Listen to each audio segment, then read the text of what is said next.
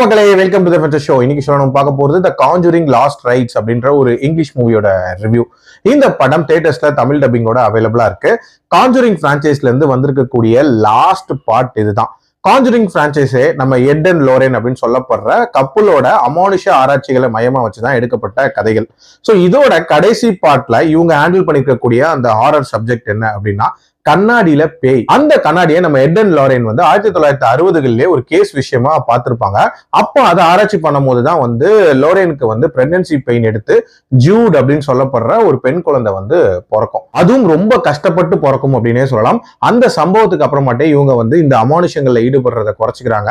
And பிரசன்ட்ல ரொம்ப பீஸ்ஃபுல்லான ஒரு life வாழ்ந்துட்டு இருக்காங்க அப்படின்னே சொல்லலாம். அப்படியே பேரலா பாத்தீங்கன்னா இந்த அமானுஷங்கள் நிறைஞ்ச கண்ணாடி பென்சில்வேனியால இருக்கக்கூடிய ஒரு குடும்பத்துக்கு வந்து ஒரு பர்த்டே கிஃப்டா போகுது அப்படின்னே சொல்லலாம்.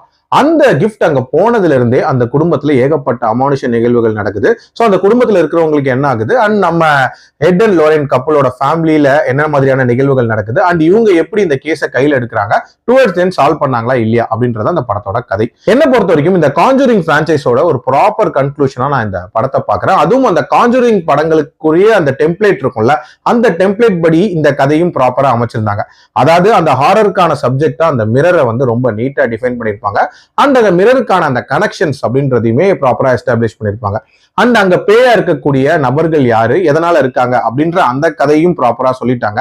அண்ட் நம்ம எட் அண்ட் லோரன் கப்புள் இந்த கதைக்குள்ள எப்படி வராங்க அண்ட் இந்த கேஸை வந்து இவங்க ப்ராப்பரா எப்படி சால்வ் பண்றாங்க அப்படின்ற அந்த நிகழ்வுகள் எல்லாத்தையுமே வந்து ஒரு சீக்வென்ஷியலா ப்ராப்பரா சொல்லியிருந்தாங்க அப்படின்னே சொல்லலாம். அதே மாதிரி ஹாரர் ஜெனரேஷனை பொறுத்த வரைக்குமே ஒரு சில காட்சிகள் ரொம்பவே நல்லா எடுத்திருந்தாங்க. அதுல குறிப்பா சொல்லணும் அப்படின்னா அந்த ஆனபெல் வரக்கூடிய காட்சியா இருக்கட்டும், அதே மாதிரி அந்த குடும்பம் இருக்குல்ல பென்சில்வேனியால, அதுல இருக்கக்கூடிய அந்த தலைவருக்கு நடக்கக்கூடிய ஒரு சம்பவமா இருக்கட்டும், அது எல்லாமே ரொம்ப நீட்டா காட்சிப்படுத்தப்பட்டிருந்துச்சு.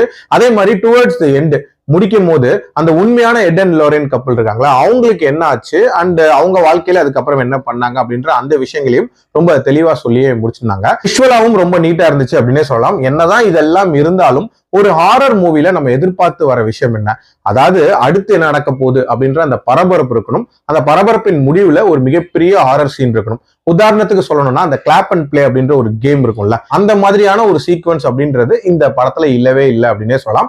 அதுவே ஒரு மிகப்பெரிய டிசப்பாயின்மெண்டா இருந்துச்சு. அதே மாதிரி இந்த கதையில பெரும்பாலான போர்ஷன் வந்து நம்ம எட் அண்ட் லோரனோட ஃபேமிலியில நடக்கக்கூடிய நிகழ்வுகளை காட்டுறதுலயே வந்து ஃபோக்கஸ் பண்ணியிருந்தாங்க. சோ ஒரு குடும்ப கதை மாதிரி தான் வந்து பெரும்பாலான போர்ஷன்ஸ் இருந்துச்சு. அண்ட் அந்த பேய் ஓட்டுற காட்சிகள் அப்படின்றது ஒரு கால்வாசி படத்துல தான் இருந்துச்சு அப்படின்னே சொல்லலாம். அதுவும் ஒரு மிகப்பெரிய டிசப்பாயின்மெண்டா தான் இருந்துச்சு. அண்ட் இந்த படத்தோட ஸ்கிரீன் பிளே அப்படின்றதுமே ஒரு மாதிரி பயங்கர ஸ்லோ பேஸ்ல தான் போச்சு அப்படின்னே சொல்லலாம். இந்த மாதிரியான விஷயங்களால இது ஒரு கிரிப்பிங்கான ஹாரர் மூவியா கண்டிப்பா இல்ல அப்படின்னே சொல்லலாம். பட் இருந்தாலும் ஒரு பிரான்ச்சைஸ் பாயிண்ட் ஆஃப் வியூல இருந்து பார்க்கும்போது ஒரு லாஜிக்கல் கன்க்ளூஷனோட முடிச்ச ஒரு படம். சோ டைம் இருந்தா கண்டிப்பா ட்ரை பண்ணி பாருங்க. என்னோட ரேட்டிங் இந்த படத்துக்கு 2.9 out of 5.